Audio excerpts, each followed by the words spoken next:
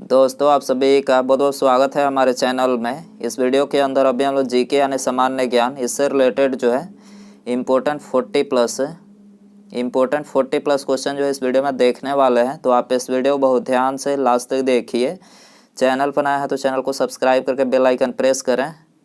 तो चलिए शुरू करते हैं। दोस्तों यदि आपको वीडियो पसंद आए तो प्लीज़ वीडियो को लाइक ज़रूर कर दें। तो देखिए यहाँ पर हमारा पहला क्वेश्चन दिया गया है, किस बात में उच्चतम न्यायालय में यह व्यवस्था दी गई है कि प्रस्तावना संविधान का एक भाग है। तो देखिए करेक्ट आंसर ऑप्शन सी हो जाएगा। केशवानंद भारतीवाद में जो है यह व्यवस्था दी गई है कि प्रस्तावना जो है एक संविधान का भाग है। ठीक है, आपको याद रखना है। इसके अलावा भारतीय संविधान की प्रस्तावना से रिलेटेड जो इंपॉर्टेंट क्वेश्चन एग्जाम में बार बार जो पूछे जाते हैं वो यहाँ पर हमने लिखे हैं। देखिए पहला दिया गया है, संविधान निर्माताओं ने किस पर विशेष ध्यान दिया था। तो देखिए संविधान के निर्माताओं ने ये प्रस्तावना पर जो है विशेष ध्यान दिया था। संविधान के अंतर्गत भारतीय लोकतंत्र के आदर्शों को हम कहाँ देख सकते हैं। तो ये प्रस्तावना में जो है भारतीय लोकतंत्र के आदर्शों को हम देख सकते हैं। संविधान की प्रस्तावना में प्रयुक्त शब्द सेकुलर का अर्थ क्या है। तो देखिए सेकुलर का जो अर्थ है वो है सभी नागरिकों को धर्म की उपासना की स्वतंत्रता। ठीक है, सभी नागरिकों को धर्म की उपासना की स्वतंत्रता जो है सेकुलर का अर्थ है इसमें। ठीक है, अगला क्वेश्चन है, संविधान की प्रस्तावना भारतीय संविधान के किस भाग को उसकी आत्मा की व्याख्या प्रदान की गई है। तो देखिए प्रस्तावना को जो है संविधान में उसकी आत्मा की व्याख्या प्रदान की गई है। अगला क्वेश्चन है, वह शब्द कौन सा है जिनका समावेश 42वें संविधान संशोधन द्वारा संविधान की उद्देशिका यानी प्रस्तावना में किया गया है। तो यह है समाजवादी धर्म और धर्मनिरपेक्ष। ठीक है, समाजवादी और धर्मनिरपेक्ष जिनका समावेश जो है 42वें संविधान संशोधन द्वारा जो है संविधान की उद्देशिका यानी प्रस्तावना में किया गया है। अगला क्वेश्चन है, मूल भारतीय संविधान के अनुसार भारत एक है। तो मूल भारतीय संविधान के अनुसार जो है भारत क्या है, एक प्रभुत्व संपन्न लोकतंत्रात्मक गणराज्य। ठीक है, अगला क्वेश्चन है, भारतीय संविधान में समवर्ती सूची किस देश के संविधान से ली गई है। ठीक है, भारतीय संविधान में जो समवर्ती सूची लिया गया है वो कहाँ से लिया गया है, ऑस्ट्रेलिया से ली गई है। अगला क्वेश्चन है, भारतीय संविधान ने किस प्रकार के लोकतंत्र को अपनाया है। तो देखिए भारतीय संविधान ने लोकतांत्रिक गणतंत्र के लोकतंत्र को अपनाया है। ठीक है, लोकतांत्रिक गणतंत्र याद रखना। अगला क्वेश्चन है, भारतीय संविधान को कब संविधान सभा द्वारा अंगीकृत किया गया। तो देखिए भारतीय संविधान को 26 नवंबर 1949 को जो है संविधान सभा के द्वारा जो अंगीकृत किया गया। अगला क्वेश्चन है, भारतीय संविधान के किस संशोधन द्वारा प्रस्तावना में दो शब्द समाजवादी और धर्मनिरपेक्ष जोड़े गए थे। तो 42वें संविधान संशोधन के द्वारा प्रस्तावना में दो शब्द समाजवादी और धर्मनिरपेक्ष जोड़ा गया था। अगला क्वेश्चन है, भारतीय संविधान के किस भाग में स्पष्ट रूप से घोषणा की गई है कि भारत एक धर्मनिरपेक्ष राज्य है। तो ये संविधान की प्रस्तावना में स्पष्ट रूप से घोषणा क्या किया गया है कि भारत जो एक धर्मनिरपेक्ष राज्य है। अगला क्वेश्चन है, भारतीय संविधान की प्रस्तावना से क्या स्पष्ट नहीं होता है। तो प्रस्तावना से संविधान लागू करने की तिथि जो है ये स्पष्ट नहीं होता है। भारतीय संविधान की प्रस्तावना में देश का कौन सा नाम उल्लेखित है। तो देखिए भारतीय संविधान की प्रस्तावना में अपने देश का नाम भारत और इंडिया उल्लेखित है। भारत और इंडिया याद रखना है दोस्तों, ये प्रस्तावना से रिलेटेड इंपॉर्टेंट क्वेश्चन।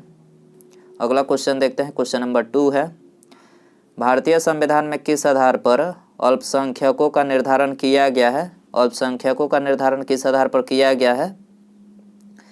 तो ये भाषाई और धार्मिक आधार पर। ठीक है, तो ऑप्शन सी यहाँ पर हो जाएगा। अगला क्वेश्चन है, 2011 की जनगणना के अनुसार भारत में लिंगानुपात और बाल लिंगानुपात के सही जोड़े का चयन कीजिए। तो देखिए लिंगानुपात और बाल लिंगानुपात इसमें बताना है। तो देखिए लिंगानुपात जो है 1000 पुरुषों पर 943 महिलाएं यहाँ पर हो जाएगा, और बाल लिंगानुपात में 1000 बालक पर जो है 919 महिलाएं। ठीक है, तो यहाँ पर ये ऑप्शन ए वाला जोड़ा करेक्ट हो जाएगा। अगला क्वेश्चन है, उपयोगिता का गणनावाचक सिद्धांत किसने दिया था। उपयोगिता का गणनावाचक सिद्धांत किसने दिया था। तो देखिए ये दिया था मार्शल ने। किसने दिया था, मार्शल। ऑप्शन बी यहाँ पर करेक्ट हो जाएगा। अगला क्वेश्चन है, एक अंतरिक्ष यात्री पृथ्वी तल की तुलना में चंद्रमा पर अधिक ऊंची छलांग लगा सकता है क्योंकि। एक अंतरिक्ष यात्री पृथ्वी तल की तुलना में चंद्रमा पर अधिक छलांग लगा सकता है? तो इसका क्या कारण है? तो देखिए चंद्र तल पर गुरुत्वाकर्षण बल पृथ्वी तल की तुलना में अत्यल्प है, इसी कारण से जो है अधिक छलांग चंद्रमा पर पृथ्वी तल की तुलना में अंतरिक्ष यात्री लगा सकता है। तो सी हो जाएगा। अगला क्वेश्चन है, सर सीवी रमन को उनके किस कार्य के लिए नोबेल पुरस्कार मिला था? सर सीवी रमन को किस कार्य के लिए जो है उनको नोबेल पुरस्कार मिला था? तो ये प्रकाश के प्रकीर्णन के अध्ययन के लिए, प्रकाश के प्रकीर्णन के अध्ययन के लिए जो उनको नोबेल पुरस्कार मिला था। बी हो जाएगा। अगला क्वेश्चन है, रडार का उपयोग किस लिए किया जाता है? रडार का उपयोग किस लिए किया जाता है? जहाज़ों, वायुयानों आदि को ढूंढना एवं मार्ग निर्देश करने के लिए। ठीक है, जहाज़ों, वायुयानों आदि को ढूंढना एवं मार्ग निर्देश करने के लिए जो है रडार का उपयोग किया जाता है। बी हो जाएगा। अगला क्वेश्चन है, रेटिना पर कैसा प्रतिबिंब बनता है? तो देखिए रेटिना पर जो है वस्तु से छोटा और उल्टा, वस्तु से छोटा और उल्टा प्रतिबिंब बनता है। डी हो जाएगा। पानी की बूंदें किसकी भांति प्रतीत होती है? तो देखिए पानी की बूंदें जो है अवतल लेंस की भांति, अवतल लेंस की भांति प्रतीत होती है। और वर्षा की बूंदें गोलाकार पृष्ठ तनाव, ये भी याद रखना है आपको, पृष्ठ तनाव के कारण होता है। इनमें किस अम्ल का उपयोग फोटोग्राफी में होता है? तो देखिए फोटोग्राफी में ऑक्जैलिक अम्ल का उपयोग होता है, ऑक्जैलिक अम्ल। बी हो जाएगा। अगला क्वेश्चन है, सोडियम वेपर लैंप का प्रयोग स्ट्रीट लाइट में किया जाता है क्योंकि? सोडियम वेपर लाइट का उपयोग स्ट्रीट लाइट में क्यों किया जाता है ये बताना है आपको। तो देखिए प्रकाश मोनोक्रोमैटिक होता है एवं जल बूंदों द्वारा अलग अलग नहीं होता है। जल बूंदों के द्वारा प्रकाश का जो प्रकाश होता है, मतलब लाइट जो होता है वो अलग अलग नहीं होता है, इसी कारण से जो है सोडियम वेपर का प्रयोग किया जाता है स्ट्रीट लाइट में। तो ऑप्शन सी यहाँ पर करेक्ट हो जाएगा। अगला क्वेश्चन है, किस विटामिन को शरीर संचयित नहीं कर सकता है?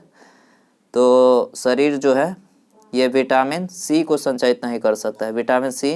अगला क्वेश्चन है, किस दर्पण से आप किसी दर्पण से आप चाहे कितनी ही दूरी पर खड़े हो आपका प्रतिबिंब सदैव सीधा प्रतीत होता है? संभवतः दर्पण है। तो कौन सा दर्पण है? तो या तो समतल या फिर उत्तल, या तो समतल या फिर उत्तल दर्पण है। अगला क्वेश्चन नंबर 14 है, खाना बनाते समय यदि बर्तन की तली बाहर से खाली हो रही है, बाहर से मतलब काली हो रही है, तो इसका मतलब है कि, तो देखिए इसका मतलब है कि ईंधन पूरी तरह से नहीं जल रहा है। ठीक है, ईंधन जो है पूरी तरह से नहीं जल रहा है, इसी कारण से खाना बनाते समय बर्तन की जो बाहरी तली है वो काली हो रही है। तो याद रखना है। अगला क्वेश्चन है, तंतुपास्ती यानी फाइब्रस बोन, फाइब्रस बोन संधि कहाँ पाई जाती है? तो देखिए ये पाई जाती है कपाल में। कहाँ पर पाई जाती है? कपाल। डी हो जाएगा। अगला क्वेश्चन है, मानव शरीर का कौन सा अंग अल्जाइमर से प्रभावित होता है? अल्जाइमर रोग से। तो देखिए अल्जाइमर रोग से जो है मस्तिष्क प्रभावित होता है, मस्तिष्क। बी हो जाएगा। अगला क्वेश्चन है, इसके अलावा मस्तिष्क से रिलेटेड जो इंपॉर्टेंट क्वेश्चन यहाँ पर बन सकते हैं यहाँ पर लिखे हैं। देखिए पहला क्वेश्चन क्या दिया गया है, मेड्यूला से मस्तिष्क डैश की हड्डी से जुड़ा होता है? मेड्यूला से मस्तिष्क जो है रीढ़ की हड्डी से जुड़ा होता है, रीढ़ की हड्डी। अग्र मस्तिष्क को कितने भागों में बांटा गया है? तो देखिए अग्र मस्तिष्क को जो है 2 भागों में बांटा गया है, सेरिब्रम और डायनासिफेलोन। ठीक है, सेरिब्रम और डायनासिफेलोन 2 भागों में बांटा गया है। अधिकतम अनैच्छिक क्रियाओं को कौन नियंत्रित करता है? मेड्यूला। मेड्यूला जो अनैच्छिक क्रियाओं को नियंत्रित करता है। अनुकंपित तंत्रिका के कार्य लिखें। अनुकंपित तंत्रिका के कार्य, श्वसन दर को बढ़ाना, रक्त दाब को बढ़ाना और हृदय स्पंदन दर को बढ़ाना।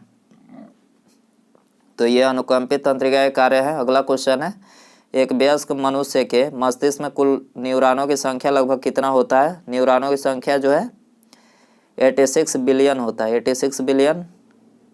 किस जंतु के पास तंत्रिका कोशिका तो है लेकिन मस्तिष्क नहीं है? तो ये हाइड्रा के पास जो है तंत्रिका कोशिका तो है लेकिन मस्तिष्क जो है इसके पास नहीं है। किसको तंत्रिका तंत्र की कार्यात्मक इकाई कहा जाता है? तो न्यूरॉन को जो है तंत्रिका तंत्र की कार्यात्मक इकाई कहा जाता है। किसे मस्तिष्क का प्रसारण केंद्र कहा जाता है? तो थैलेमस को जो है मस्तिष्क का प्रसारण केंद्र कहा जाता है। अगला क्वेश्चन है, निम्नलिखित में से कौन सुमेलित नहीं है? तो देखिए यहाँ पर एक तरफ पदार्थ दूसरे तरफ पदार्थ का उपयोग दिया गया है। पहला दिया गया सिल्वर ब्रोमाइड, सिल्वर ब्रोमाइड कृत्रिम प्रकाश संश्लेषण में इसका उपयोग नहीं होता है। दूधिया मैग्नीशियम ये प्रति अम्ल के रूप में प्रयोग होता है। लिथियम बाइकार्बोनेट गठिया के उपचार में इसका उपयोग किया जाता है। सिल्वर आयोडाइड कृत्रिम वर्षा, यहाँ पर ये तीनों करेक्ट है, पहला जो है गलत है। अगला क्वेश्चन देखते हैं, मास्टर ऑफ गार्ड किस ग्रह को कहा जाता है? मास्टर ऑफ गार्ड्स, तो देखिए ये बोला जाता है बृहस्पति ग्रह को। बृहस्पति ग्रह को मास्टर ऑफ गार्ड्स कहा जाता है। अगला क्वेश्चन है, ताजमहल को बनाने में कितना समय लगा है? तो देखिए ताजमहल को बनाने में 22 साल जो है इसको बनाने में समय लगा है। ठीक है, अगला क्वेश्चन है, इसके अलावा आपसे एक क्वेश्चन पूछते हैं, ताजमहल जो है ये किस नदी के किनारे स्थित है? ये आपको बताना है किस नदी के किनारे ताजमहल है। कमेंट में आंसर जरूर बताएं। अगला क्वेश्चन देखते हैं, भारत में सर्वाधिक भूभाग में किस प्रकार की मिट्टी पाई जाती है? तो देखिए भारत में सर्वाधिक भूभाग में जो है जलोढ़ मिट्टी पाई जाती है। जलोढ़ बी हो जाएगा। अगला क्वेश्चन है, इनमें कौन सा प्लेट एशिया और प्रशांत महासागरीय प्लेट के बीच स्थित है? तो देखिए यह है फिलीपीन प्लेट। फिलीपीन प्लेट जो है एशिया और प्रशांत महासागरीय प्लेट के बीच स्थित है। अगला क्वेश्चन है, देवताओं का प्रिय धम विजय को ही श्रेष्ठ विजय समझता है, यह किस शासक के शिलालेख में वर्णित है? देवताओं का प्रिय धम विजय को ही श्रेष्ठ विजय समझता है, यह किस शासक के शिलालेख में वर्णित है? तो देखिए अशोक के 13वें मुख्य शिलालेख में वर्णित है। ठीक है, सी हो जाएगा। अगला क्वेश्चन है, the college of the Indian revolt निम्नलिखित में से किसकी एक पुस्तक है? The college of the Indian revolt, तो देखिए ये पुस्तक जो है सैयद अहमद खां की है। सैयद अहमद खां, डी हो जाएगा। अगला क्वेश्चन है, सुल्तान पृथ्वी पर ईश्वर का प्रतिनिधि है और उनका स्थान केवल पैगंबर के पश्चात है, यह किस सल्तनतकालीन शासक ने कहा था? तो देखिए ये कहा था बलबन ने। ठीक है, कि सुल्तान पृथ्वी पर एक ईश्वर की प्रतिनिधि है, उसका स्थान केवल पैगंबर के पश्चात है, तो यह किसने? बलबन ने कहा था। अगला क्वेश्चन है, रणजीत सिंह की राजनीतिक राजधानी लाहौर थी, किस नगर को उसकी धार्मिक राजधानी कहा जाता था?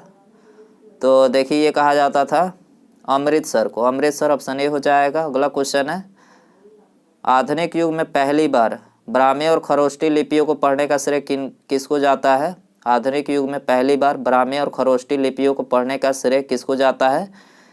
तो देखिए ये जाता है जेम्स प्रिंसेप को। जेम्स प्रिंसेप, ऑप्शन डी हो जाएगा। अगला क्वेश्चन है, निम्नलिखित में से वह आयोग कौन सा है जिसमें सबसे पहले भारत में प्राथमिक एवं माध्यमिक शिक्षा पर ध्यान दिया? कौन सा आयोग है? तो देखिए यह है चार्ल्स वुड आयोग। चार्ल्स वुड आयोग जिसने सबसे पहले जो है ये भारत में प्राथमिक और माध्यमिक शिक्षा पर जो है इन्होंने इस आयोग ने ध्यान दिया। अगला क्वेश्चन है, 19वीं शताब्दी में सबसे पहले शुरू किया जाने वाला सुधार आंदोलन निम्नलिखित में से कौन सा था? तो 19वीं शताब्दी में सबसे पहले जो है शुरू किया जाने वाला जो धार्मिक सुधार आंदोलन था वो कौन सा था? तो ये था ब्रह्म समाज। ब्रह्म समाज बी हो जाएगा। ब्रह्म समाज की स्थापना राजा राम मोहन राय ने 20 अगस्त 1828 को कोलकाता में किया था, याद रखना है। अगला क्वेश्चन है, औपनिवेशिक भारत में भारतीय विधवाओं के लिए शारदा सदन स्कूल की स्थापना किसने की? तो देखिए भारतीय विधवाओं के लिए जो है शारदा सदन स्कूल की स्थापना जो है पंडित रमाबाई ने किया था। पंडित रमाबाई, बी हो जाएगा। अगला क्वेश्चन है, 1916 ईस्वी में किस भारतीय ग्रामपंथी ने कहा था कि कांग्रेस लॉर्ड डफरिन के दिमाग की उपज है? किसने कहा था? तो देखिए ये कहा था लाला लाजपत राय ने। ठीक है, लाला लाजपत राय ने 1916 ईस्वी में कहा था कि कांग्रेस लॉर्ड डफरिन के जो है दिमाग की उपज है, लाला लाजपत राय ने कहा था। अगला क्वेश्चन है, पत्रकारिता के लिए ब्रिटिश सरकार द्वारा सजा पाने वाले पहले भारतीय थे? पत्रकारिता के लिए ब्रिटिश सरकार द्वारा सजा पाने वाले पहले भारतीय का नाम क्या था? सुरेंद्र नाथ बनर्जी। ठीक है, ये हो जाएगा। अगला क्वेश्चन है, जंतर मंतर का निर्माण किसने करवाया? जंतर मंतर का निर्माण सुहाई जय सिंह ने जंतर मंतर का निर्माण करवाया था। अगला क्वेश्चन है, अकबर द्वारा स्थापित अनुवाद विभाग में सबसे पहले किन पुस्तकों का अनुवाद किया गया? तो सबसे पहले जो है ये किया गया था सिंहासन बत्तीसी, अथर्ववेद और बाइबिल। ठीक है, सिंहासन बत्तीसी, अथर्ववेद, बाइबिल को जो है सबसे पहले मतलब अकबर द्वारा स्थापित अनुवाद विभाग में जो है इसका सबसे पहले अनुवाद किया गया। तो ऑप्शन ए हो जाएगा। ऋग्वेद में सर्वाधिक चर्चा किस जानवर का मिलता है? ऋग्वेद में सर्वाधिक चर्चा घोड़ा का मिलता है। घोड़ा ऑप्शन बी हो जाएगा। अगला क्वेश्चन नंबर 35 है। मंदाकिनी एवं अलकनंदा के संगम पर स्थित नगर है। मंदाकिनी एवं अलकनंदा के संगम पर स्थित नगर है। दोस्तों यहाँ पर हमने ज्योग्राफी के कुछ इंपॉर्टेंट क्वेश्चन लिखे हैं, ये भी आप लोग लास्ट तक वीडियो देखिए। ठीक है, सारे इंपॉर्टेंट क्वेश्चन है। मंदाकिनी और अलकनंदा के संगम पर स्थित नगर कौन सा है? तो ये आप सभी के लिए होमवर्क क्वेश्चन रखते हैं। विष्णु प्रयाग, कर्ण प्रयाग, रुद्र प्रयाग या फिर देव प्रयाग? तो दोस्तों इसका आंसर कमेंट बॉक्स में ज़रूर बताएं। तो आगे बढ़ते हैं। यहाँ पर ज्योग्राफी के कुछ इंपॉर्टेंट क्वेश्चन है जो बार बार रिपीट हो रहे हैं। तो देखिए पहला दिया गया है, नीला ग्रह के रूप में जाना जाता है पृथ्वी को नीला ग्रह के रूप में जाना जाता है। पृथ्वी के सबसे निकट स्थित तारा है सूर्य। सूर्य जो है निकट स्थित तारा है। रात्रि में दिखाई देने वाला सर्वाधिक चमकीला तारा कौन सा है? साइरस है। रात्रि में दिखाई देने वाला सर्वाधिक चमकीला तारा कौन सा है? साइरस है। लिब्निटीज पर्वत स्थित है। तो लिब्निटीज जो पर्वत है ये चंद्रमा पर स्थित है। जीवाश्म ग्रह के रूप में जाना जाता है। तो चंद्रमा को जीवाश्म ग्रह के रूप में जाना जाता है। पृथ्वी से चंद्रमा का कितना भाग दिखता है? पृथ्वी से चंद्रमा का 57% जो भाग है वही दिखाई देता है। अगला क्वेश्चन है, चंद्रमा का द्रव्यमान पृथ्वी के द्रव्यमान का 1/81 है। ठीक है, चंद्रमा का द्रव्यमान पृथ्वी के द्रव्यमान का 1/81 है। पृथ्वी के निकट होता है तो उस स्थिति